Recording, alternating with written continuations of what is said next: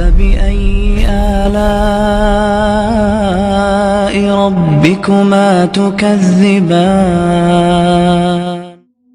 حضور نے فرمایا اللہ کی لعنت ہو ان پر جو لباس پہن کے بھی ننگی ہوتی ہے. چہرے کے پردے کے بارے میں بہت زیادہ حدیثیں ہیں. حضرت ام خلاد ایک خاتون تھی، ان کا بیٹا ایک غزوے میں شہید ہو گیا. وہ اس کے بارے میں کچھ پوچھنے کے لیے حضور کے پاس آئی، صحابہ بیٹھے ہوئے تھے تو انہوں نے نقاب ڈالا ہوا تھا. منتقبۃ، نقاب کا لفظ بھی حدیث میں موجود ہے. اور یہ لوگ کہتے ہیں نقاب تو جو ہے یہ بعد کی پیداوار ہے، یہ لفظ کوئی ہے ہی نہیں. حجاب کا لفظ قرآن میں ہے، جلباب کا لفظ قرآن میں ہے، خمار کا ذکر قرآن میں ہے.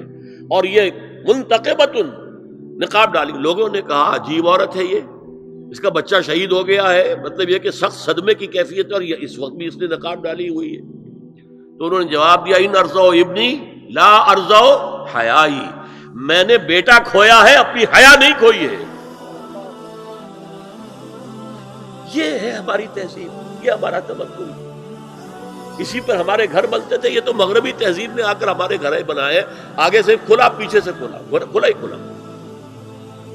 ہمارے گھر چار دیواری ہوتا. آج چار دیواری ہے کہاں؟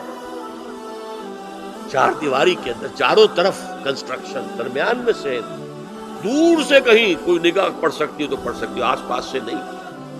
اور ڈیوڑی اور مردانہ علیحدہ، کم سے کم بیٹھک تو علیحدہ ہو، ورنہ یہ کہ مردانہ پورا ان کے لیے کوئی غسل خانہ وغیرہ بھی. یہ ہماری تہذیب تھی.